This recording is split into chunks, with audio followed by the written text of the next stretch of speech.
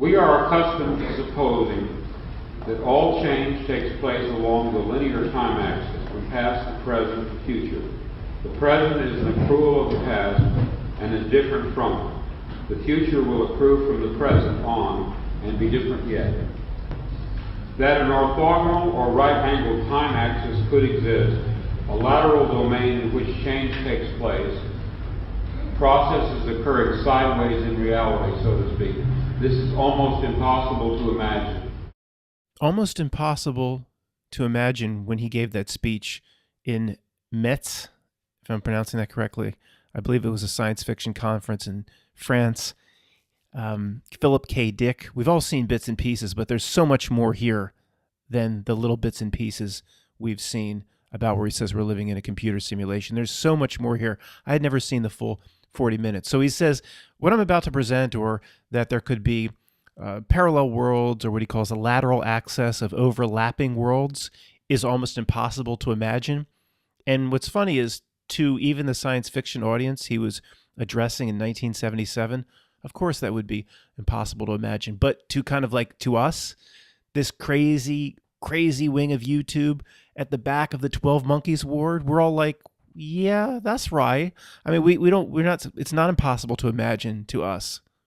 So in this video, I'm going to break down the key parts of the Philip K. Dick presentation, try to interpret it or explain what he's saying in a little bit different fashion, in a little bit way that's easier to understand if anybody's new to these topics, but also go into a few areas where he's wrong.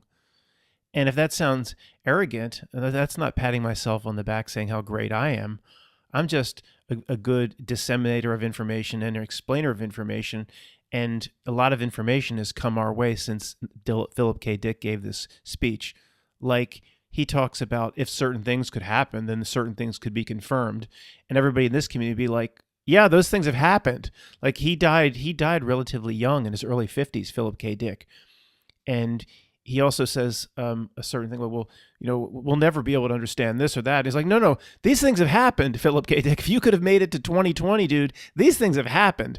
So it's not like I'm some great genius. I'm just applying what we know now. And of course, camping on the backs of geniuses like Philip K. Dick, but we can use it to expand it. He had very limited knowledge other than his own insights to work with in 1977. We have, I don't know, teraquats of data about how reality works more than he had access to. So we will expand on what he's saying, try to get consensus where we agree with what he's saying, and then point out a few places where he's just wrong, and you'll agree. And to explain the image I'm using whenever I'll speak between the Philip K. Dick sections, it's a book I've talked about, I'd say 2.5, 3 years ago, The Roads Between the Worlds. Michael Moorcock is a famous sci-fi, mostly fantasy writer, famous for the Elric series. Now, Philip K. Dick would have been aware of the writings of Michael Moorcock, no doubt about it. They wrote at about the same time. Michael Moorcock started writing, I believe, in the early 60s. So Philip K. Dick would have been aware of him. But this is just one example of this repeating theme of parallel worlds, overlapping worlds, reality overlays, things like that. I'm only going to show one image here, and I will talk about this book later as it ties into the Philip K. Dick presentation. I've talked about this book in the past, but we have, at this point, what do we have? 1,000 forms of media, art, movies, and TV, right from Rick and Morty through, high budget movies from Steven Spielberg that all kind of tie in the same theme as well. And I once again agree with Vanessa VA that the art is presenting a message to those that can hear and clearly interpret the message or the radio signal, in most cases, or in many cases, without the artist or the presenter of the media or the art being aware of the ultimate highest level truth that's being presented. Now, people will again misinterpret that, and Matt believes it always just flows out. It always is just channeled. No, I have to keep saying this. I believe in many cases it's planned by creepy characters like Steven Spielberg, who insert things and they know exactly what they're doing. But if it's, to me, in most cases, it doesn't work that way. It flows out through the art. It's not one or the other. Again, I believe in both. So one last thing, by the way, this is a Lochnar from Heavy Metal. One last thing, if you can't hear what Philip K. Dick is saying, the recording was like from the back row, not the mic he was speaking into. Don't worry about it if you miss anything. I'm gonna summarize all the key points that he's making, and again, don't worry if you can't hear too well. Contemplating this possibility of a lateral arrangement of worlds, a plurality of overlapping Earths along whose linking axis a person can somehow move, can travel in a mysterious way from worst to fair to good to excellent. Contemplating this in theological terms, perhaps we could say that herewith we suddenly decipher the elliptical utterances which Christ expressed regarding the kingdom of God, specifically where it is located. He seems to have given contradictory and puzzling answers. But just suppose for an instant, the cause of the perplexity lay not in any desire on his part to baffle or to hide, but in the inadequacy of the question. My kingdom is not of this world, he is reported to have said. The kingdom is within you, or possibly it is among you. Now, he's going to make a case that there are a lot of different alternate worlds and timelines taking place all on top of each other. Similar to the way I laid down the record analogy principle of time in the fiction book that I wrote, Quantum of Conscience. I don't know how many years ago that was. A lot of alternate timelines all playing out at the same time. Very similar to the Black Mirror Bandersnatch. He uses a lot of different examples as to how this could be, but he's actually going, he is a Christian. It seems like he's a Christian, but he's lost faith in what Christianity had become in 1977.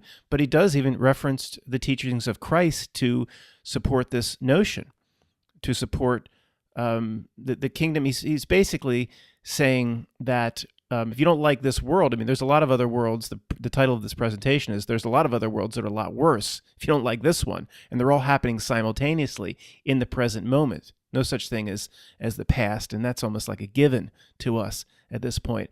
But he's also saying that if there is a possibility of Man in the High Castle, horrible worlds all playing out at the same time, alternative timelines that you wouldn't like nearly as much as this one, or hell timelines, there are also much better ones playing out. And it comes into this idea we've talked about of getting yourself into a certain resonance or frequency to be able to step into that better world. And he's absolutely would be a believer that one could do that. That he may have had in mind that which I speak of as the lateral axis of overlapping realms, which contain among them a spectrum of aspects ranging from the unspeakably malignant to the beautiful. And Christ was saying over and over again that there really are many objective realms, somehow related, and somehow bridgeable by living, not dead men. One of the key things of his philosophy, and he relates it in his own way to the teachings of Jesus Christ, is these other worlds are accessible or available to you now. And he actually has had glimpses of them, experiences, where most of us in this community, we have come from the place where, when you die, you might go to a lower hell realm, or that might be more in line like with a Buddhist position, go to another realm, you have to wait to die. Or I've even said, I think that tree killed me, and this is some sort of limbo hell that I'm experiencing, but it's very similar to the old world. He's saying you can experience it now, the living. Now, when you talk to the guy down the cul-de-sac about multiple worlds being experienced simultaneously, different aspects of you related to higher self, I mean, of course, he'd slam the damn door on you. He'd slam it shut.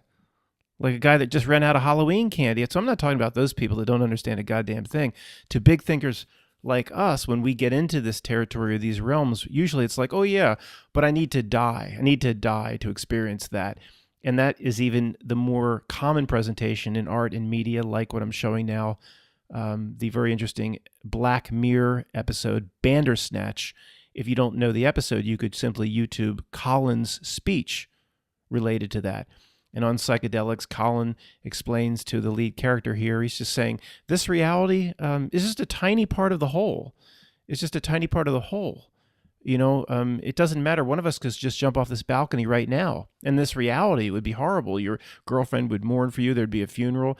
But this is a tiny, tiny, tiny part of the whole. And, this is related to a concept where like a higher self experiencing the whole in Tony's, simultaneous incarnations. But again, the concept is, that you're not going to be able to walk into the better reality now. And Philip K. Dick, way ahead of his time, is saying, no, they're there. The other realities are there, and they're accessible to you. Very interesting. We are enjoined repeatedly in the New Testament to be vigilant, that for the Christian it is always day. There is always light by which he can see this event when it comes. See this event. Does that imply that many persons who are somehow asleep or blind or not vigilant, they will not see it even though it occurs? Consider the significance which can be assigned to these notions. The kingdom will come here unexpectedly. This is always stressed. The rightful faithful shall see it, because for them it is always daytime. But for the others, what seems expressed here is the paradoxical but enthralling thought that, and hear this and ponder, the kingdom were it established here would not be visible to those outside it. I offer the idea that in more modern terms, what is meant, that some of us will travel laterally to that better world, and some will not. They will remain stuck along the lateral axis, which means that for them the kingdom did not come, not in their alternative world. And yet, meantime, it did come in ours. So it comes, and yet it does not come. Amazing. Okay, that segment is very interesting. Takes it back to the Bible, but then translates it or brings it back to the modern, basically saying the alternative world, or one that is far better, in some cases far worse, at least the better one in this example, will be experienced by those, he says, who have done their homework, who are not asleep. He uses the word asleep. But the realities will exist side by side, two different realities, but some people are standing, basically saying that people would be standing next to each other. Now, this is remarkable, even a remarkable theory, if not insight, put forth in 1977, because we struggle with this now. We go out into, and in many cases for us, it is the negative. The reality has us focusing on these negatives, and this is something we have to get out of, but we'll leave that for another video. We'll go out into the park, and here come the planes. What I'm going to say, here they come. It's a beautiful blue sky. Here they come at 11 o'clock, these huge trails. It gets dark, and we're looking at all the people going, well, how come they don't notice that these planes just came in, and now it's like the sun's kind of covered, and it's a crappy day, and it was beautiful blue just 30 minutes ago. There's been planes all morning. Why didn't the other planes do this in the same atmospheric conditions? So in our reality, we're going, are these people around us are they even experiencing what we are?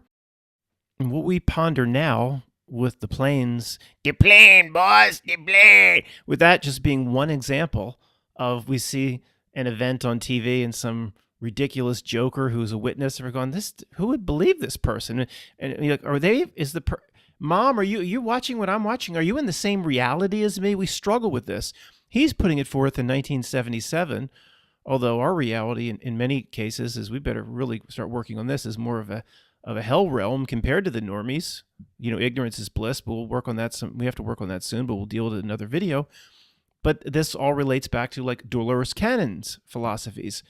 Splitting of the earth, mitosis of the earth. But I don't think the end step or the first step is a splitting of the earth, like a splitting of cells. I think people that interpret her work might say like two realities existing, but the earth hasn't split yet. Two realities existing on top of each other. And as crazy as that sounds, we experience things in this truth community that, like going to the park, and then like the blue sky turns gray because airplanes come in, and you have to be careful what you say, and you have to use a hobo code so you don't get a banner ad below your video.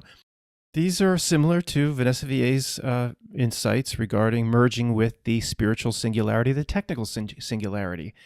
A lot of researchers have come to these conclusions in a variety of different ways. She's just not stealing what Philip K. Dick said or what Dolores Cannon said. Influenced, yes, but a lot of people are coming to these incredible conclusions, and it explains a lot. If you've followed my conjectures about the overlapping of these alternate worlds, and you sense as I do the possibility that if there are 3 or 4 or 2, there may be 30 or 3,000 of them, and that some of us live in this one, others of us in another one, others in others, and that events on one track cannot be perceived by persons not in that track. Okay, just to address what a lot of people are going to be noticing, he dropped to 33. Maybe he did. Maybe he did. There could be 30 alternative worlds, and he's basically saying, well, if there's 30, then we have to assume there's a whole lot more, like 3,000. Oh, that's a 33 drop. It might be, but I don't see this, even if it is, I don't see this as, oh, that's a little bit of a wink to the masters, and he's in on it. And that's all first grade stuff anymore, guys. We need to get through that. He could have dropped to 33, because the 33 flows out of reality itself. They latched onto the 33 because of the power of it. It's not the other way around. They didn't give it power. Do you understand? They recognized its power. So you're going to let them have it? No. A certain dark force was like, oh, we recognize the power in certain numbers or in certain gematria. Well, we'll just make these numbers our own, and then we'll make sure the truth community and these really kick-ass spiritual beings think that these numbers are ours, so they'll avoid them, and they'll lose all that power for themselves, the dumb asses. That's basically what's going on. What's going on? If the first grade truth would be like, oh, he's dropping a number. They don't own these numbers. Oh, that's the last time. Hopefully it's the last time I'm going to address that. The key to that segment is he says, events on one track or in one reality cannot be perceived by others that are not on that track. Now, he didn't say they're separate from each other on different realities. He's basically applying they're right next to each other. Two people standing next to each other. Two households, both alike in dignity. One can't see what the other can see. That's what he's saying, and it's fascinating, and we see evidence of it all the time. I, in my stories and novels, often write about counterfeit worlds, semi-real worlds, as well as deranged private worlds, inhabited often by just one person, while meantime the other characters either remain in their own worlds throughout, or are somehow drawn into one of the peculiar ones. This theme occurs in the corpus of my 27 years of writing. At no time did I have a theoretical or conscious explanation for my preoccupation with these pluriform pseudo-worlds, but now I think I understand. What I was sensing was the manifold of partially actualized realities lying tangent to what evidently is the most actualized one, the one which the majority of us, by consensus gentium, agree on. This speech is so far ahead of its time, it's ridiculous. He's talking about partially activated realities lying tangent or just outside of perception to the most activated one. And the most activated one is somehow given matter and form through a agreed upon consensus, a consensus of reality creating spiritual beings, which he doesn't see. And how much does he even know about what we understand about what, quantum physics would say today about realities being in a wave form and not being put into solid form without consciousness. I mean, there's writings and that stuff existed back to the Einstein-Bohr's debates, but, is he going to be, he's not nearly going to have access to the information we have today on that. So it is still amazing to say that. And he also brings forth the concept of solipsism. A lot of truthers go through this. People have reached out to me recently saying, it's possible I'm the only one in existence. And Matt, you seem real, but I might be the only one. The reality might be feeding. I think this is a progression we all go through. There's a lot of evidence that there's solipsism is not the case. I'm as real as you are. You're as real as I am, and there are others here. Not everybody here probably is real, and the concept of NPCs may exist, but it's not solipsism.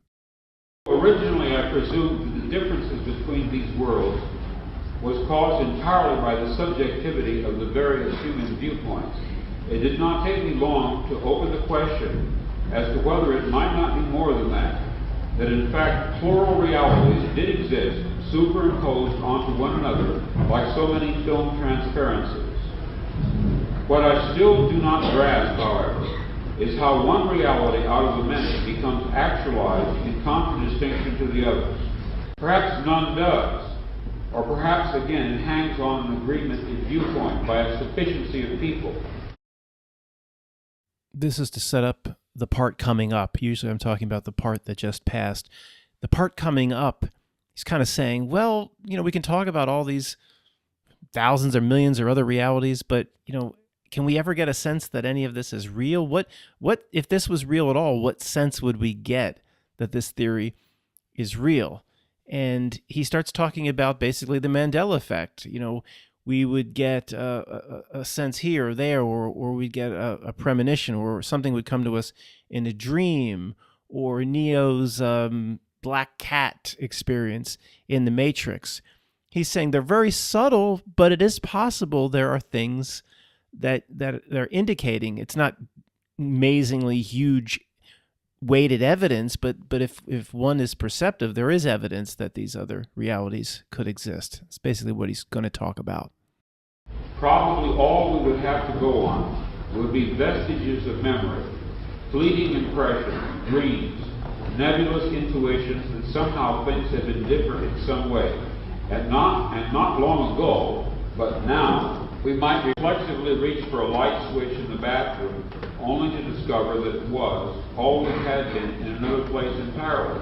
We might reach for the air vent in our car, where there was no air vent, a reflex left over from a previous present, still active at a subcortical level.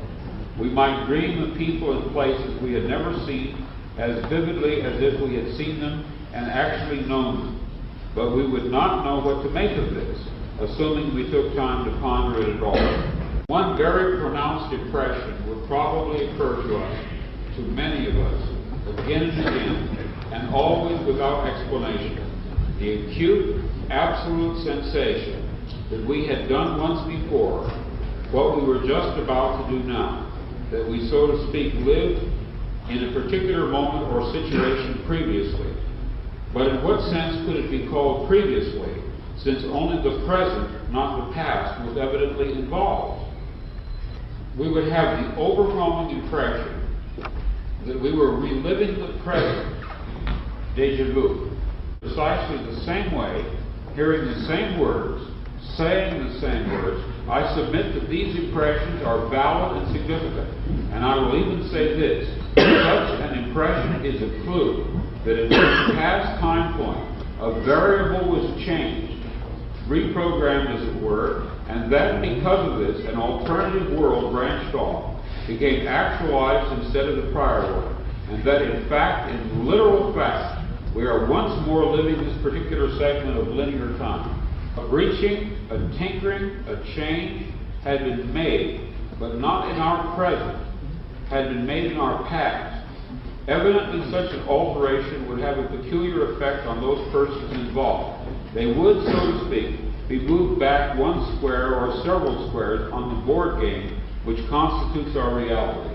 Conceivably, this could happen any number of times, affecting any number of people, as alternative variables were reprogrammed. We would have to live out each reprogramming along the subsequent linear time axis, but to the programmer, whom we call God, to him the results of the programming would be apparent at once. We are within time, and he is not. We are living in a computer-programmed reality, and the only clue we have to it is when some variable is changed and some alteration in our reality occurs.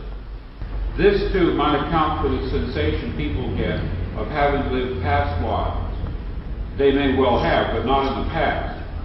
Previous lives, rather, in the present, in perhaps an unending repeated and repeated present, like a great clock dial in which grand clock hands sweep out the same circumference forever, with all of us carried along unknowingly, yet dimly suspecting. Since the resolution of every encounter of thesis and antithesis between the dark counterplayer and the divine programmer, a new synthesis is struck off. And since it is possible that each time this happens, a lateral world may be generated, and since I conceive that each synthesis or resolution is to some degree a victory by the programmer, each struck-off world in sequence must be an improvement upon, not just the prior one, but an improvement upon all the latent or merely possible outcomes. It is a better world, but in no sense perfect, which is to say final. It is merely an improved stage within a process. What I envision clearly is that the programmer is perpetually using the antecedent universe as a gigantic stockpile for each new sentence. Okay, parts can get very confusing, so it's good to back up. Philip talks about the programmer of the simulated reality. That's, to him, God. Then he talks about a counterforce, or God to Satan, the dark force, the evil, that plays, quote, the game against the programmer. But then he's saying basically the point of this is, I forget the term when two AIs play against each other and learn from each other. There's a certain term for it. But he's saying the programmer, God, needs the counterforce, the dark force, to improve itself. And he's saying, of course, the result is going to always be an improved reality. Well, he died rather young, as I mentioned, and he has not seen how the reality has devolved. So he is too quick in his assumption that, of course, God always has one step up. He's basically saying the programmer has always one step up, but the counterforce, the evil or the negative agent on the other side of the chessboard helps him improve, and improved realities are the logical result. And that's just the way he would, if he was 80 something years old, he would have seen differently. In fact, it's working just the opposite. If the reality is shifting, or people collectively are walking into another reality, the results or what's occurring is it's getting worse across the board. Even the Mandela effect shows this or reflects this. When I was very active in the Mandela effect community about 4 years ago, one of the things I tried to stress on the rest of the community is the Mandela effect produces almost always, or I don't know if it's ever been violated, this rule or axiom, it always produces an inferior result. So this, you heard me say, basically we're living inside of a gigantic Mandela effect. It's not just a Kit Kat dash, it's happening at the macro level as well. So we're going to need a bigger boat in Jaws. People swear the Mandela effect, that now it says you're going to need a bigger boat. Now, I don't want to get into a Mandela effect, make this into a Mandela effect video. It makes no sense, that dialogue, when the three of them are out there and Jaws has just surfaced. The guy that owns the boat doesn't give a crap about opening up the beaches, but they say to the old sea captain, you're going to need a bigger boat. He doesn't give a crap. He's just a hired help. If that was even written in, Steven Spielberg would have stopped it and would have said, well, it makes no sense. Just recut, reshoot, say, we're going to need a bigger boat. He would have had the authority to make a change on the fly, of course. So I absolutely believe people that are very Mandela affected with that line, which it's not one of my anchors, but I absolutely believe them. Jaws with Dolly and Jaws, Dolly with no braces, makes no sense. The whole scene, the whole movie then makes no sense. Because they get together and they get together, whatever. So Philip K. Dick, it's the opposite. Somehow, if this is a slight change in realities, it's shifting downward into the inferior result.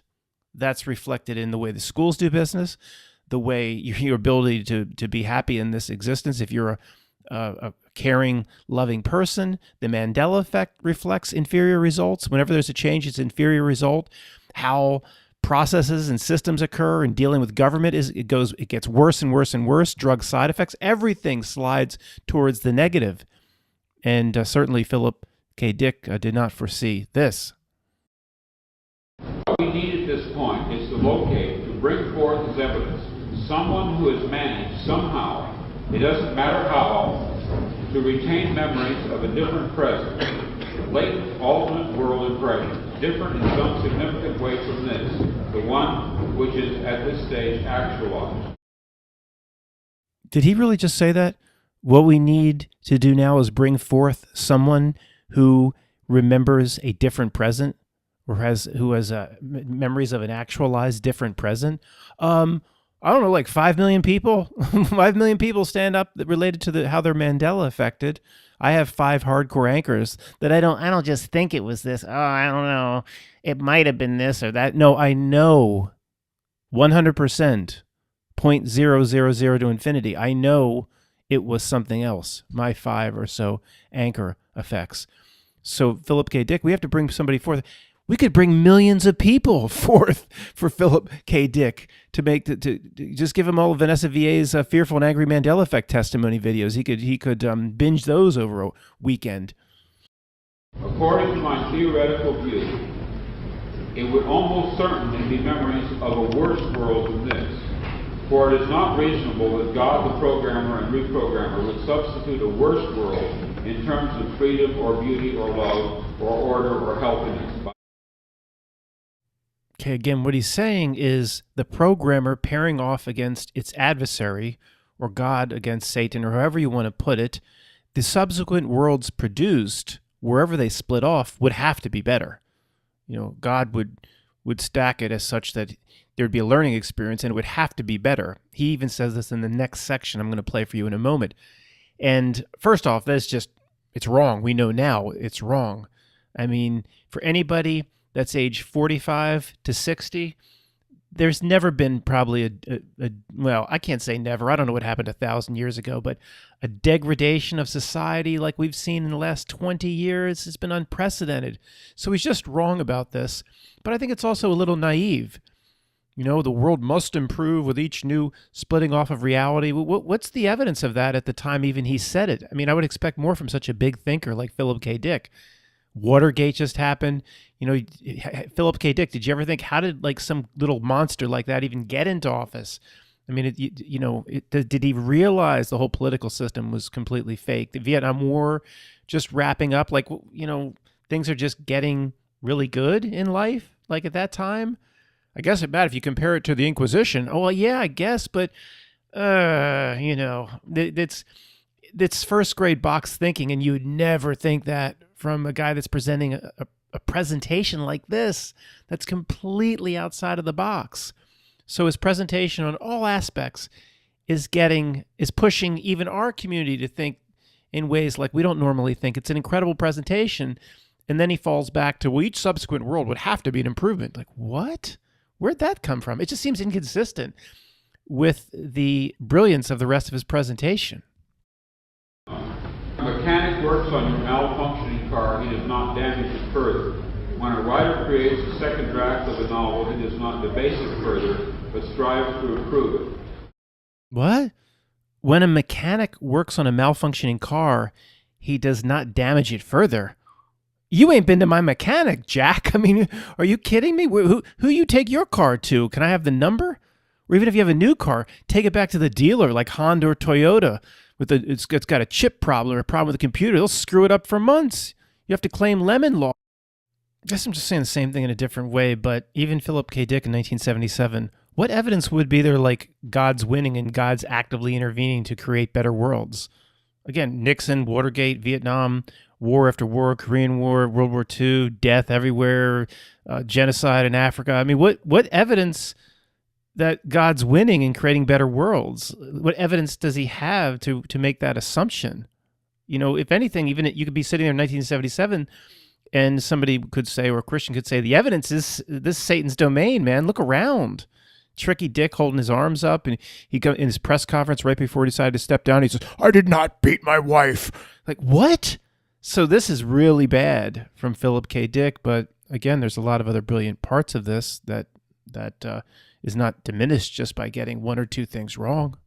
It could be argued in a strictly theoretical way that God might be evil or insane and would in fact substitute a worse world for a better one. But frankly, I cannot take that idea seriously. Let us pass that over. He says, no, certainly, God or Creator wouldn't substitute a worse world for when once there was a better one. It just doesn't work that way. And again, very disappointing from a guy who's supposed to be the biggest thinker in the world. I mean, in terms of creativity, you could say this guy's like the most creative guy almost of all time in terms of if you read his novels and scenarios and things like that. So it is odd and inconsistent where he would just not allow himself to believe that there could be a creation that's a step down, getting worse, substituting for once what was better. Well, again, the Mandela effect works this way.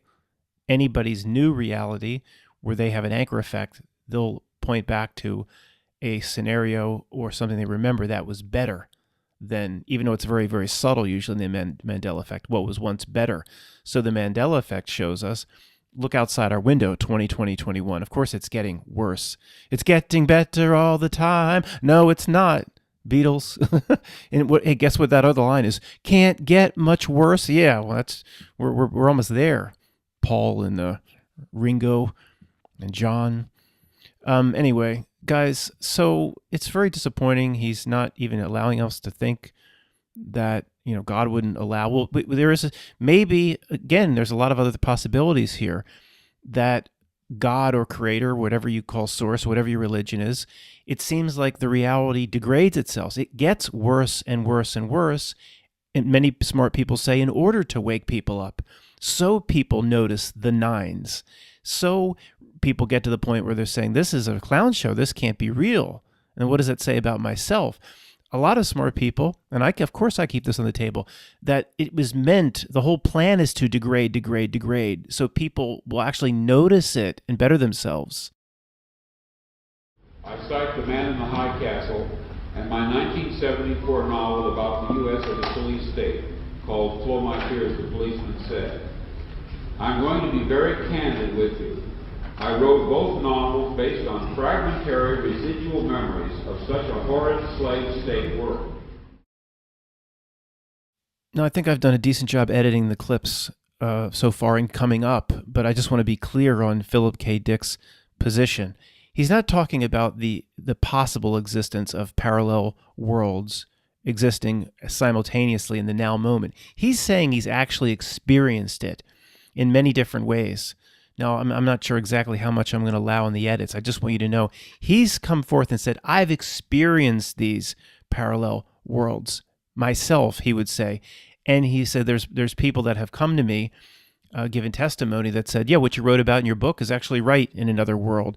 And of course, that was crazy back in 1977. But I've had several people come to me in email, and mostly it's an email exchange. Of course, one or two people I've talked to in person, but they've experienced complete other worlds. These people aren't crazy, okay? So at this point, what Philip K. Dick is saying, of course, even the science fiction fans in that room, a few times you can almost hear them kind of like almost chuckling at him a little bit. I don't think I'm going to show that part later when he talks about one of the alternative worlds he's experienced, but nobody was ready to accept that back then. At this point, people in this community are like, I'm ready to accept anything, man. I mean, the weird is far more common than anything that TV tells me is normal. We're ready. There's almost nothing that could happen, I don't think, to us that we wouldn't expect. Like I've said, my favorite example, it's coming. If Nibiru just came around the corner, be like, yeah, that's supposed to happen. I mean, it would be kind of shocking. Some massive planet the size of Saturn or whatever. And I don't think Matt Damon can go land on it either. But you know what I'm saying? Nothing shocks us anymore. But no, I've talked to people, I've emailed people. They're like, yeah, I've spent time in other worlds. They're not crazy. So, the most part, we have some disagreements with, or I say we, I shouldn't speak on behalf of what your thoughts might be, but many people would agree. We're not going to agree with everything Philip K. Dick is saying. At some point, he starts talking about politics like it's real, Watergate. He misses a lot of it, but heck, everybody missed everything back then. He didn't have available the tools and the insights we have now. He was a trendsetter. And whenever I point out one of his limitations, it's not to like degrade his perception. His perception was off the charts, considering how far ahead of his time he was. He didn't have the tools we have, but nevertheless, if he's going to talk about the removal of Richard Nixon, like that's real and good people are in Congress fighting for you, he's missing certain things. But if I was age 45 in 1977, I would have missed everything. So again. He's been to these other worlds, and many people I've talked to have been to these other worlds. People claim to remember past lives. I claim to remember a different, very different present life. I know of no one who has ever made this claim before, but I rather suspect that my experience is not unique. What perhaps is unique is the fact that I am willing to talk about it. The alternative world which I remember, the civil rights movements, the anti-war movements of the 60s had failed. And evidently, in the mid-70s, Nixon was not removed from power. anything indeed existed that did oppose him or could oppose him was inadequate. Therefore, one or more factors tending toward that destruction of the entrenched tyrannical power had retroactively to us come to be introduced. The scales 30 years later, in 1977, were tipped. I've been over that segment several times. I don't know exactly what he's saying, but I just want to point out the word retroactively. He's saying this scenario was retroactively introduced by a certain chain of events, or I'm not sure that front part, but the back part he's talking about retrocausality. What I've been talking about on and off for about a year, what Vanessa VA has been talking about consistently in the last year or so, a possibility of a retrocausality. So just, again, I'm not sure exactly what he's saying, but in the way he phrased that, he would agree that I get a sense now that this is absolutely the case, that the past, it's all about our false perceptions. The past just seems so fixed, and so nothing could ever happen to the past, and it's all about really, really idiotic perceptions. We're so limited in the way we view this reality. If you just look at vision alone, all you see is like a tiny little sliver of the light spectrum. You don't see any of the other frequencies. It's so limited. It's actually quite pathetic. We can even come to some of these conclusions considering the limitations we have to work with. So it's kind of like, as you do this longer and longer, the smart people in our community or Philip K. Dick, we all kind of come to a point where you go, the past isn't fixed. It can change. The whole thing is fluid.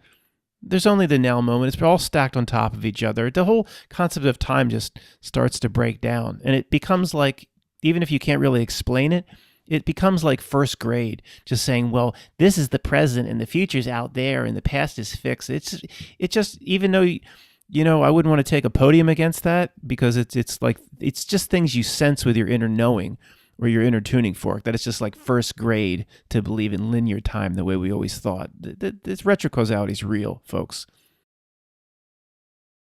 That world was a prison. It was dreadful.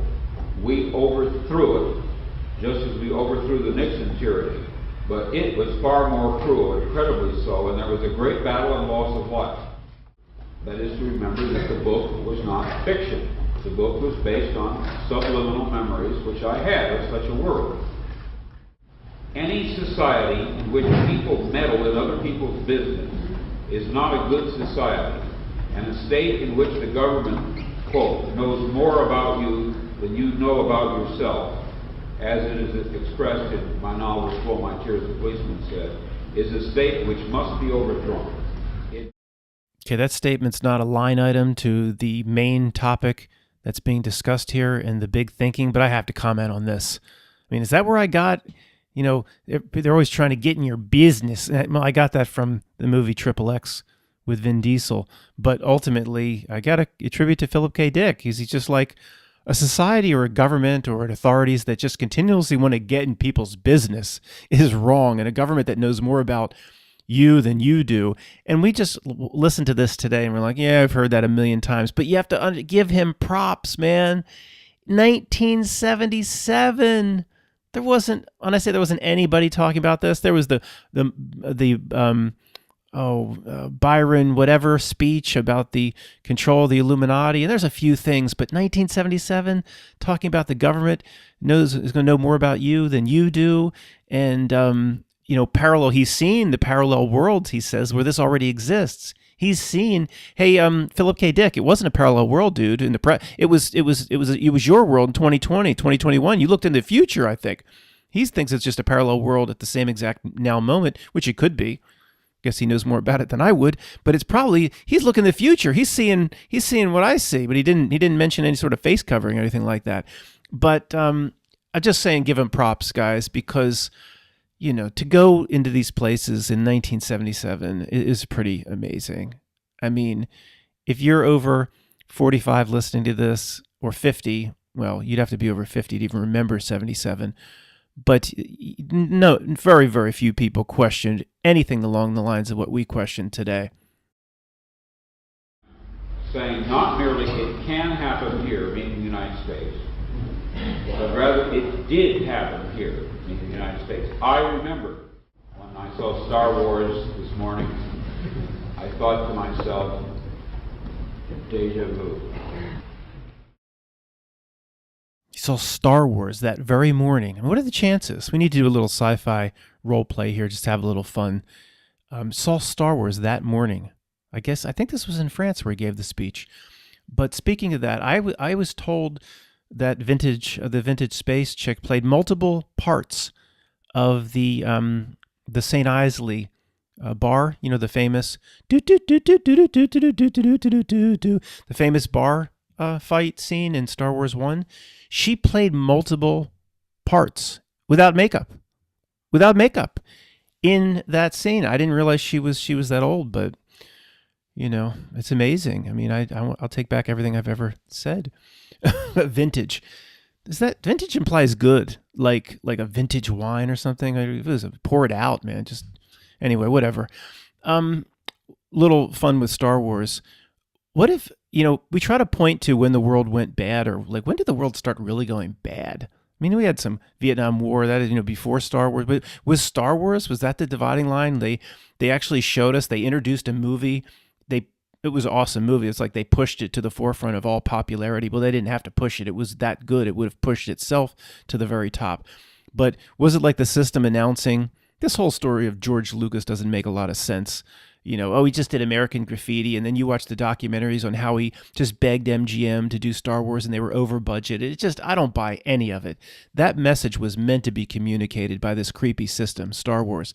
But maybe, in the back room, they're like, yeah, that's the moment when we started to really take things bad. We showed them the Galactic Empire, then we brought it to them. But maybe. Not like it was great before with they cooked up the Gulf of Tonkin incident for the Vietnam War to send an additional 30,000 troops in to be slaughtered and all that. It wasn't real good before, but it's like, we're really going to show them now. And somebody's screaming at this presentation going, well, yeah, Matt, Philip K. Dick, is a plan. He's telling you in many cases, he dropped the 33. He seems like this just nice little sci-fi writer, but he's there because they have to tell you. They're telling the populace certain things through a sci-fi author. Somebody screaming in this presentation saying he's no different than H.G. Wells. I didn't miss that. I'm not taking that off the table. I'm not bowing down to Philip K. Dick, although it seems like I've given him a lot of props. But I'm not that naive. Trust me. I keep on the table that he's just another H.G. Wells and just an absolute mouthpiece puppet of this system. That because like Orwell have to deliver, like Huxley has to deliver the truth. Absolutely. Whether he's aware of it or not, he could be a tool. I'm not going to bow down to him. I keep that on the table. I should have mentioned it earlier. I agree. It's just in. She played Greedo. She played Greedo in that scene without any makeup. Yeah. Every damn night she played Greedo, which is now for this, guys, what's going on with Star Wars, how it's been intentionally destroyed and degraded. I say this all the time, like it's my most fascinating thing of all. No, this is my most fascinating topic of all time, talking about how Star Wars has been degraded intentionally. And here's another incident of it. I'm not going to joke about her. This is real. All right. They've changed. In the original Star Wars, Greedo comes in, he's like, oh, Pachuta, and Han just blows him away under the table without giving him any chance or whatever. Well, Greedo is going to take him to Jabba the Hutt. Jabba no Bada. He's going to, so he blows him away. Makes perfect sense. But then to make it, I guess it's politically correct, or you got to do what's right for kids, or it's all, it's under the guise of it's got to be politically correct. But it's simply a destruction of great art is what it is, disguised as it's not right for kids. So then they changed it 10 years ago or whatever, where they shoot it like the same time. Greedo gets off the shot first, and Han's like, oh, he's just defending himself because guns are bad. And then they changed it again recently. If you watch it on Disney Plus, somebody sent this to me. I believe it was accurate. Greedo, clearly fires first, and he adds like a stupid word at the end. He goes, McClinty or something. He says like, where'd the McClinty? McClinky? No, he says, McClinky. Why would you add the word McClinky to the end of that scene if it's not a destruction of Star Wars on purpose? It is absolutely fascinating. The real fascination is that we ever get to the bottom as to why, or if the reality itself sees to this. See, this is what's most fascinating. The reality itself is destroying all great art without anybody in on it. The Philip K. Dick audience, it's a sci-fi audience. They're fans of his. I guess they wouldn't be there, but what are even they thinking? I mean, you hear them rumble or almost chuckle a few times and some of the crazy things. I'm sure, hey, even a sci-fi writer, they attend this. Are they going to believe that he has visited other worlds? I mean, again, all that we've seen today, we'd be in that audience going, yeah, I could see that. Yeah, that's right. Or they're probably like, this guy's out of his friggin' mind. And would anybody listening to this now, if one of these guys like just flashed a 33 in the audience, or somebody was there with like a giant green Larry Bird 33 jersey, or that guy right there just reached up and covered his right eye. Oh, he's got the LOVE. He's got the Philly Love shirt on. What the heck? To a third alternative present. Third track C, we will call it. And this was a garden or park of peace and beauty, a world superior to ours, rising into existence. Three rather than two worlds. The black iron prison world which had been, our intermediate world in which oppression and war exist but have to a great degree been cast down, and then a third alternative world which someday, when the correct variables in our past have been reprogrammed, will materialize as a superimposition onto this one, and within which, as we awaken to it, we shall suppose that we have always lived there.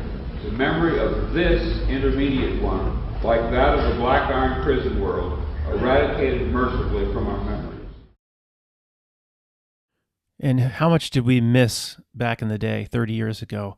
Oh, cool. Come here, Tony. Madonna desperately seeking Susan into the groove. It starts up, got the big pyramid back with the jacket with the glowing eye. Madonna there in the Polaroid is one eye symbolism. The right is covered up and dark. It's also creating the effect that they love from the movie Soul. They create the Jerrys. You can look at them straight on as you're looking at Madonna straight on, but you're also looking at a side profile at the same time. That's what for some reason, they created that in the Jerrys, some kind of ode to their duality or something. I don't know. I don't truly understand their 2-into-1 religion. I'm kind of getting a sense as to what might be going on here, but I'm not really ready to talk about it yet. And but this is related anyway. So just you can go back in the day, and this shit's everywhere. It's everywhere. But people around us just say we're crazy. So forget the image I'm showing you. I wanted to say for the last section on Philip K. Dick, I wanted to close with a positive, because he's saying, I've seen 3 tracks, 3 different worlds, where one is very beautiful. And he's basically alluding to the fact that someday we will step into the beautiful world or walk into the beautiful reality. This is very similar to a Dolores Cannon philosophy, or a Vanessa VA merging with the spiritual singularity, even though the neighbor's still your neighbor, kind of right there, right? But he's merged with the technological singularity, still in the same street, not like a mitosis where it's completely cut off. And if anybody was screaming at me like, Matt, you didn't hear he talked about 3 worlds, not 2. 2 divided by 3 is 666. With this type of presentation and a potential George Orwell type like Philip K. Dick, all that gematria could have been a 33. All that's possible, that he is meant to dangle some truth and then ultimately mislead, or on behalf of the system, present the real truth, because in many cases we know it has to be presented for whatever the reason is. But ultimately, again, somebody could argue, Matt, you don't get to the top of a sci-fi writer like H.G. Wells unless you're some way carrying forth the message of the system. I got that. This ain't my first rodeo. I'm not naive in that respect. But I get the sense that overall, this guy's making a presentation. I believe he believes he visited other worlds. I believe he believes he's trying to help in getting this message out in some way, if it serves the system. I'm not going to point to Philip K. Dick like, oh, he's a real a-hole operative like Dr. Dr. F and the Melvin P. character are just hardcore Gollum, Schmeagol, minion, horrible creatures. I don't see that in Philip K. Dick. I see a genuinely nice guy. As if a false trajectory of our world will eventually be fully corrected and once more we will be where once many thousands of years ago we lived and were happy. During the brief time I walked about in that garden world, I had the strong impression that it was our legitimate home, which somehow we had lost. The time I spent there was short, about 6 hours of real elapsed time. Again, he closes on a positive. He's like, I spent 6 hours in this beautiful place, and it's right there. It exists simultaneously right alongside our reality. If collectively we'd believe it, we could walk into it. He didn't say things exactly this way, but this is what he believes, my interpretation of what he believes. It's closing on a positive. Somehow they have ratcheted, his theory kind of is proven true. It does seem like an incremental ratcheting down of the reality towards what we have today, where in my criticism of him, where he's being naive, he's saying, well, God would never allow that. It always has to be an improved reality. When today we know for sure it's the opposite. And if anybody's screaming this presentation going, well, Matt, maybe, again, the hell world we've created inside the truth community, we've created this reality, a ratcheting down of hell towards the abyss for ourselves in our overall what we've done to ourselves over the 10-year plus, over the fear, over the negativity, over they're coming to get us, over everything's poisoning us. And absolutely, we better not take this off the table. That's why I got on the little doctor in a chair the other day. It's like, we're tired of this fear. If you don't think we're partially responsible for creating a hell world with all the fear and negativity and horrible stuff we put out in the truth community, absolutely we're responsible in a way for helping to create it. We have to turn the Titanic around on that. So it's good he closed with a positive. He says, this heaven world is here. It's just, you have to walk into it. It's just right here. Now, how to get to it exactly, I don't know exactly, of course. But I know it starts with removing all the fear and, when's the next end of the world event coming in this truth community? That stuff has to stop. Even if it's right, like, what does it do for you dwelling on it? And it never comes true anyway. That is not mine, that is Nietzsche's. That's what I'm saying, Akeem. Most of the guys that work here in McDowell's don't go around quoting Nietzsche. Well, the goats kind of keep to themselves, and that leaves one with a lot of time to read. Hey guys, finally I get to these passages from Michael Moorcock's The Road Between Worlds, just reading some passages that are absolutely related to the topic being discussed here, what Philip K. Dick was talking about. So it says, it had been an impossible age since he had first become the thing he was, a wanderer across the multiverse, walking many moonbeam roads between the worlds. He had known so many worlds, so many identities, each a minute variant of the other. He had profound experience of the truth that time and space were not linear, but a field, and the field proliferated constantly, each fresh wave producing such minuscule variations in billions of realities that to the inexperienced traveler it was impossible to tell one plane of the multi-universe from the other. A few pages later, there they lay, outside of time and space, each hanging in its separate limbo, each a planet called Earth. 15 globes, 15 lumps of matter sharing a name. Once they might have looked the same too, but now they were very different. The wrecks of time, abandoned and dying, each with a decreasing number of human inhabitants, for the most part unaware of the doom overhanging their worlds. These worlds existed in a kind of subspatial well created in furtherance of a series of drastic experiments.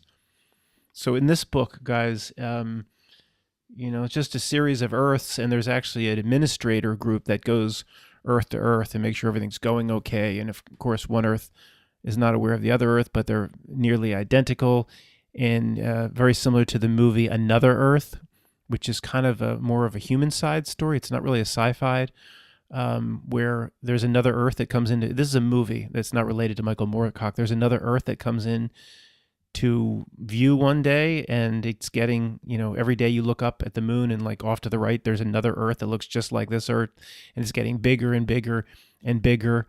And they find out, the people of this reality find out that there's an exact copy of you with the same exact name, looks just like you on that other Earth.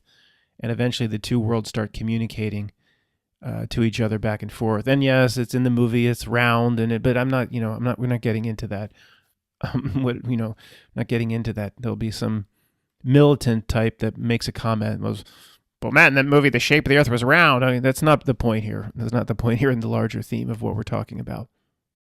The only militant types that are more aggressive than the splat earth militant types are those in the T-apocalypse army. The T, the first lady, that certain type of tuck guard, undergarments, that sort of thing. The T-apocalypse army is more aggressive and in their intolerance of any woman being mentioned. And they're probably already commented to me in this video that Vintage Space is a man.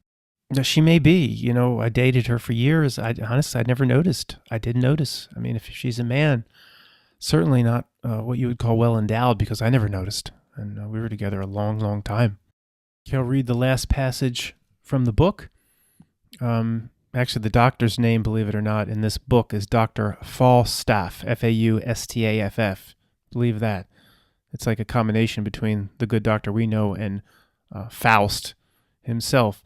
It says, there was something he would probably never fully understand. Tremendous physical changes took place on a planet. Remember, in this book, there's 15 identical. But the inhabitants never seemed to know or to notice. They never seemed to notice the physical changes that took place. Somehow the UM situations, this is their agency, were accompanied by a deep psychological change in people, similar in some ways perhaps to the mass delusions involving flying saucer spottings years before on his own world. But this was total hallucination. The human psyche seemed even more adaptable than the human physique. Interesting, gosh. Possibly it was the only way the people could survive and protect their sanity on the insane planets of subspace. Yet the mass delusion was not always complete, but those who remembered an earlier state of existence were judged insane, of course. So this Michael Moorcock book, 40-some years ago, saying the exact same thing. Basically, Philip K. Dick is saying from his own experience and lining up exactly with our own experience of the last 5 years, and especially 2020 and 2021, where we notice something is not quite right, or somebody notices a Mandela effect, or somebody notices that it is completely bizarre for a German authority in a local town to allow 3 licks of an ice cream only on premises. You're only allowed 3 licks. Somebody comes forth and says, this isn't normal, man. And the people around them, the person saying that the 3-lick law isn't normal is judged insane by those around them. This is why I say we're in a gigantic Mandela effect. It's not just about seeing that there's a Kit Kat dash changing. It's also along the same lines as a Mandela effect when somebody says it's not normal to put a law in where you allow 3 licks of the ice cream and everybody around just goes along with it like that's completely normal. So what I call the download could be reality itself changing in the way this book describes, and everybody going along for the ride, except, guess who? You and me. I don't know exactly how to tie this in, so I'll just present it. Maybe we'll come to a conclusion some other time. But the whole time I'm analyzing the Philip K. Dick presentation and these types of topics about worlds that exist but are not actualized, but are kind of right there, or you could step into them, or just outside of the dimension, or just outside of perception. I'm thinking about the Star Trek movie called Generations.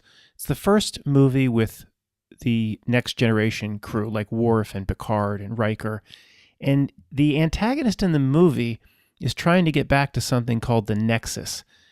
It's this ribbon, this energy band that you see in the picture from the movie. And inside, if you can get inside, it's pure bliss, pure heaven. Everything will go your way. The most beautiful, loving family, and you're completely at peace. And Whoopi Goldberg, the only role she ever played where it didn't turn my stomach, was I kind of liked her as the Star Trek character called Guinan. Guidon's like, you'd never want to leave. Once you get into that nexus, you're there forever. You're trapped forever. There's no time, and it's such a beautiful thing. You'll never want to leave. Now, somehow, the antagonist in the movie was in the nexus. He experienced the pure bliss, 1,000 times more than any drug could take you. And he's so desperate to get back into it, you can't just fly a ship into it.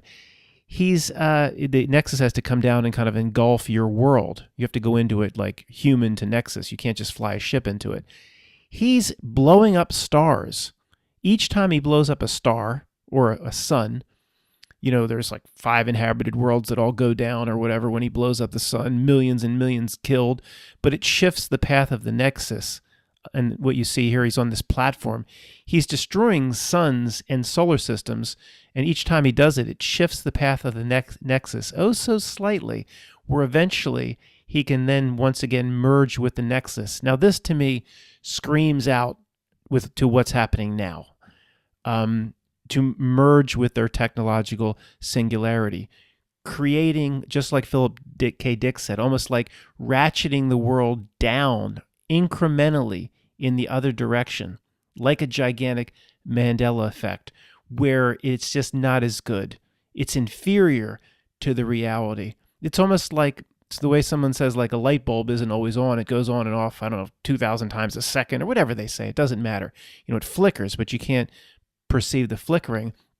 It's like they're incrementally shifting reality down towards a lower level, down towards the abyss, so incrementally that explains the download in people. Everybody just goes along with it. Everybody's riding the same wave. And like I've talked about before, we're rooted in a different place. We've dug a very big spiritual hole. We've lined it with concrete. We're in our bunker, and everything shifts downstream. We stay the same. And that's why everything looks so bizarre to us, where to everybody else going downstream, looking back at us, they, of course, think we're crazy, and they would be right, like I've said before. Because by which definition is more valid? The whole reality going down incrementally towards the abyss and towards insanity, with every billions of things all going together down the wave, or the one guy, or like the one girl, or the one tiny group like us somewhere else that sees it differently. Well, of course, from their perspective, and this reality is more valid because the whole reality is doing the same thing. We're on the outliers. We're the 1% of the 1% that's not being swept down the river with everything else down. But it's almost like they're trying to, the point of this Nexus thing is they're trying to they're slowly shifting reality to get to a certain place, like the technological singularity or whatever their sick image is. And they have to do it incrementally, like this guy blowing up solar systems to ever so slightly move the Nexus so eventually he could merge with bliss. Is that the ultimate goal of these creeps? And if that's the case, how we are a component in moving the trajectory of their Nexus so they can merge with it. We are being used in somehow to do this, and it is worth considering as we go forward.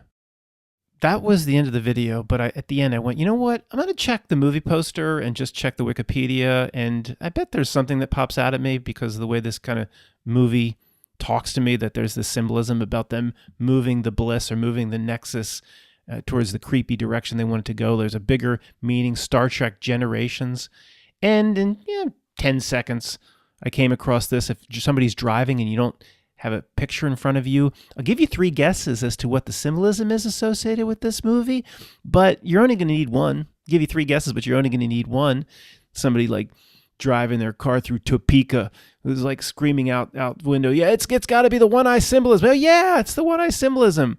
If you guess the 33, that is a good guess, but not, I don't think there's a 33 coded in the chevron here. It's the one-eye symbolism, of course, with the vintage space chevron.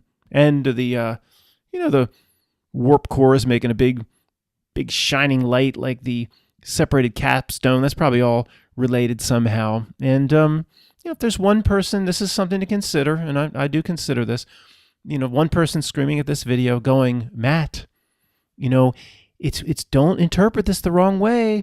Remember what you said about the 9s, the reality itself, even sometimes working through its creeps and its minions. It's showing the one-eye symbolism.